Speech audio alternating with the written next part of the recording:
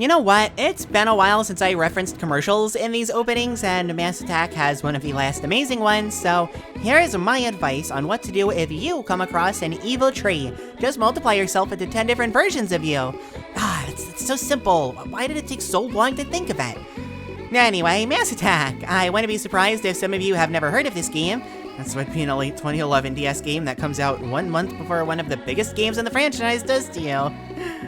Anyway, before diving any deeper into the video, if you like what you see and want to help me out, please consider thinking this video is the best by giving it a like. Tell me what your thoughts are on Kirby Mass Attack in the comments, and ring the notification bell after subscribing to really help me out. You can find me on Twitch, join my Discord server, or follow my Twitter if you like me that much, but regardless, I appreciate it.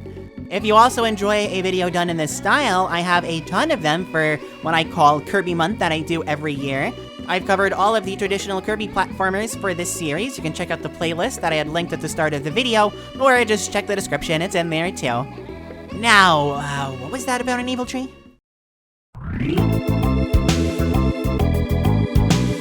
Little Kirby is taking a relaxing nap on the Popopo Island when suddenly, out of nowhere, Necrodius appears. He zaps Kirby into 10 smaller Kirbys. Unlike Amazing Mirror, these Kirbys are all tiny and weak, so Necrodius has no time destroying 9 of them. With only 1 Kirby left, who else comes to the rescue but Kirby's own heroic heart? Kirby's heart manages to get away from Necrodius and motivates the even smaller than usual Kirby to defeat Necrodius. Play through the game to help Kirby defeat Necrodius, restoring them back to a regularly small size.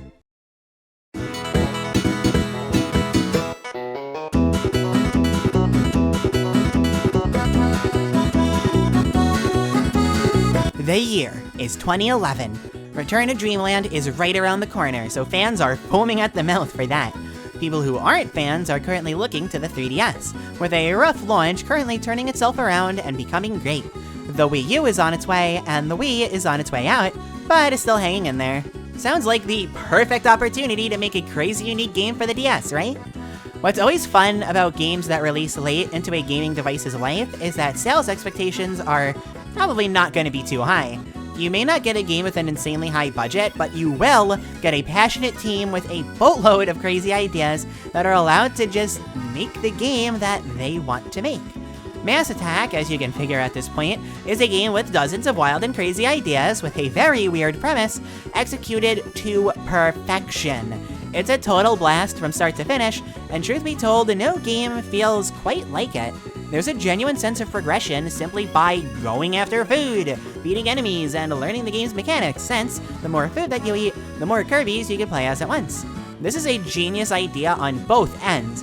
People taking the game more seriously will want to keep their Kirbys as safe as possible, eating as much food as they can, as quickly as they can, keeping them engaged, while more casual players will simply have a blast moving a bunch of Kirbys around all at once. During the 5 minutes of fame this game had when it was first announced, all I remember hearing about were people joking about mauling enemies with 10 different Kirbys. And yes, quite literally mauling. When Kirby beats on enemies in this game, it isn't via inhaling, or kicking, or using an ability. Kirby goes feral and punches the life out of enemies until they explode. It's cartoony violence at its purest, which makes it all the more funny. Similar to violently feral cartoons, the sound effects and voice clips absolutely sell these. Enemies make the oddest, bizarre, and easily the most hilarious sounds in the entire series. It's almost worth it to play the game just for the slapstick.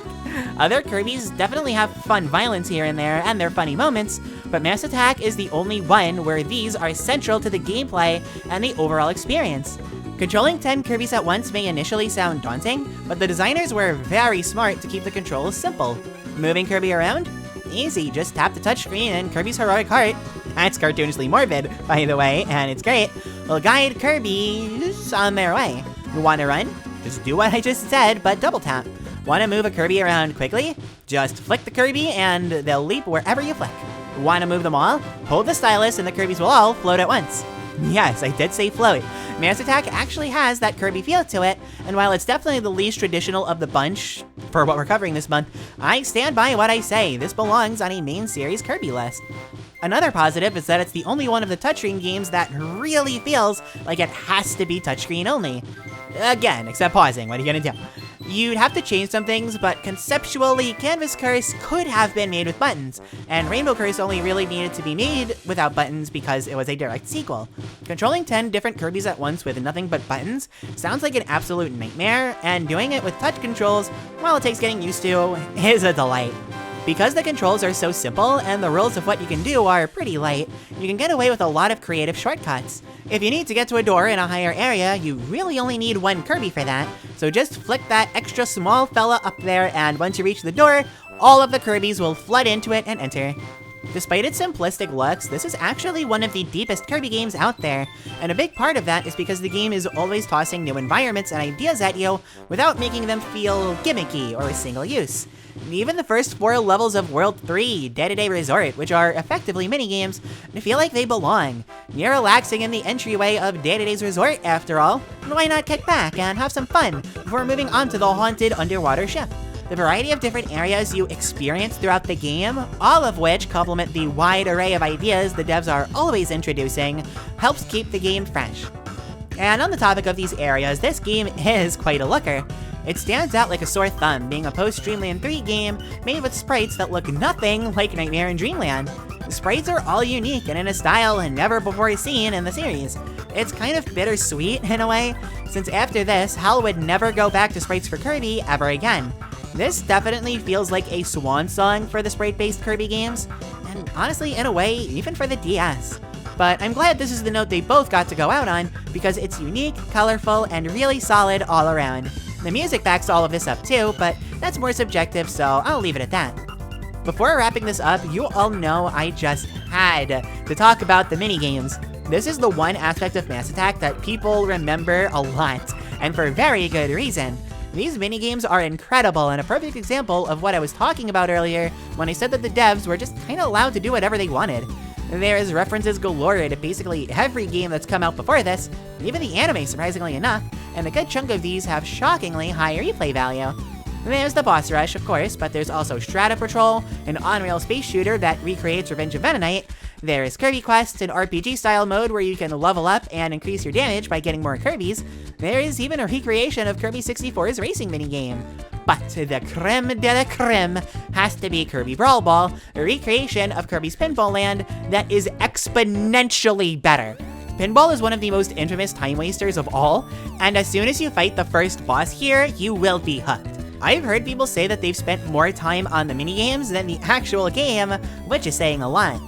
Overall, Mass Attack is an experience that feels truly unique. You can compare it to Pikmin since you control a bunch of little cute bangs of violence, or Pokemon Conquest since they were both overlooked because of how late they came out on the DS. You can even compare it to other Kirby games since this is a genuine, bona fide Kirby game. Regardless, you'll find a lot to love about Mass Attack through the things that it, and only it, does. Especially through the minigames. Wow, those are good. And of course, I know you're all waiting for it, those reasons, and likely more, are why Mass Attack is the best game in the series.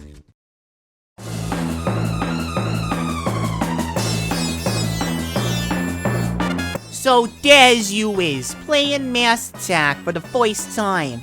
You've got one Kirby, things are manageable. Then you get a second, things are still fine. Then 3, things are getting a little tricky.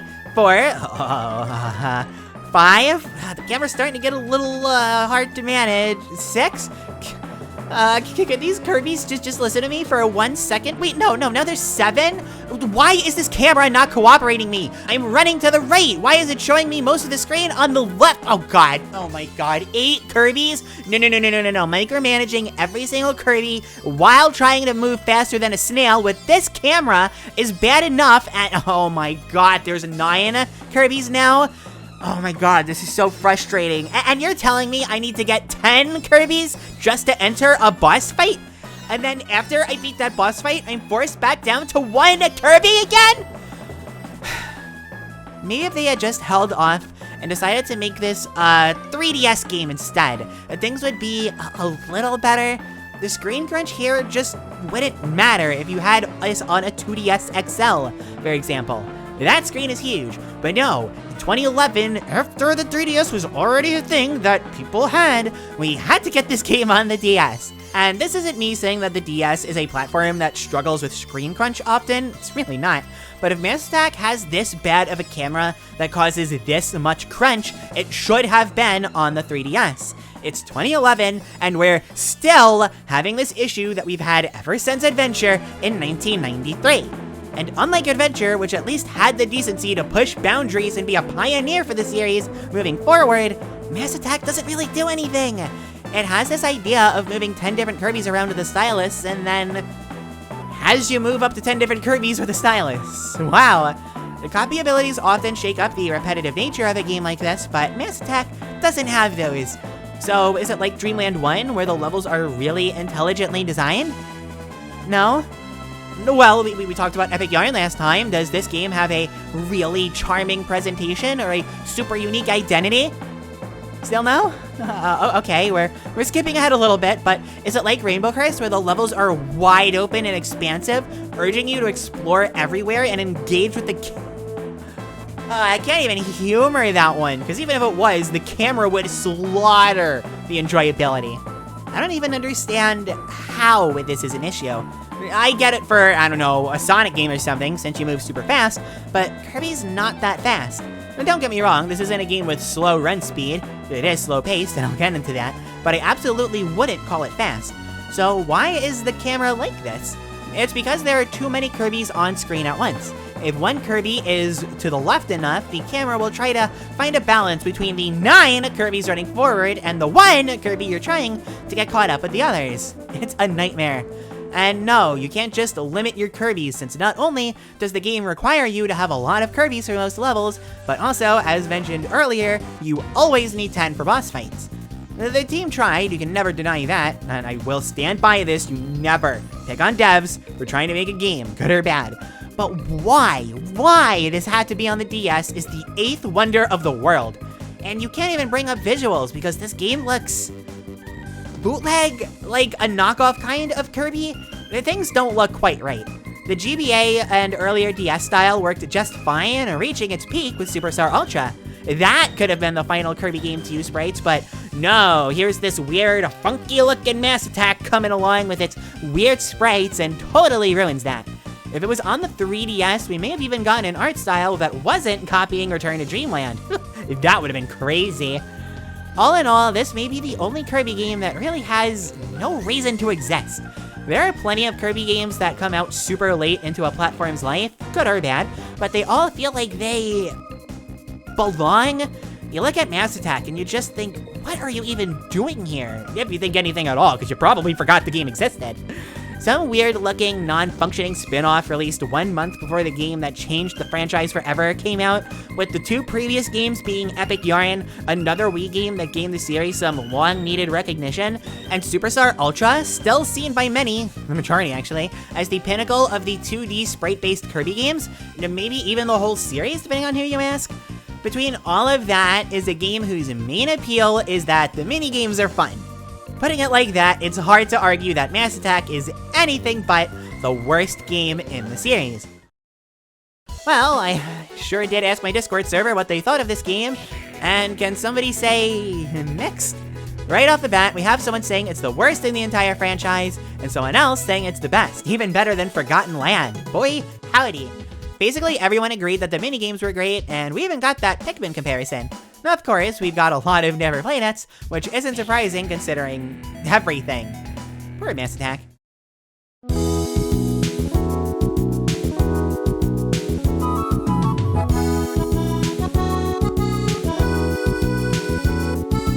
We're not talking about it for Kirby Month this year, but way back during the Kirby ranking series that I did 2 years ago, I mentioned Battle Royale was the most underrated game in the series. And I still feel that way, but if it makes sense, I feel like Mass Attack is the most underappreciated game in the series. And yes, an undeniably huge part of that is due to its terrible release date. Nobody's going to look back to play the weird touch control only DS game that came out in 2011, especially when the shiny new first console Kirby to play like a Kirby since 64 game was right around the corner, and the 3DS was already out. Reviewers liked Mass Attack, most people didn't play it, and then the world moved on. I don't want to give the impression that Mass Attack is this perfect gem that got shafted because of Return to Dreamland. No, it's just an underrated gem that got shafted because of Return to Dreamland and the whole 2011 DS game thing. Similarly to Canvas Curse, I understand that this game is not for everyone. And even ignoring the only touch controls, which I'm gonna do since they're actually good, the game can have a really slow pace, levels can drag, controlling 10 different Kirbys is a lot to handle at once, and if you're going for 100% and specifically trying to get all gold medals, so help ya. But the amazing subgames, inventive levels, the dozens of different ideas the game has to keep your base toolkit fresh, the insane amount of levels and content, fun boss fights, fantastically catchy music, some of the most unique sprite work in the series, and, to reiterate, the amazing subgames make this one of my favorites in the series. I hear a lot of negativity thrown at this one, and it made me very happy that when I streamed it for footage, check out my Twitch by the way, all of the footage that you see in these videos is taken right from there, a good chunk of people who didn't like it, even if I didn't change their mind, admitted that it looked really cool.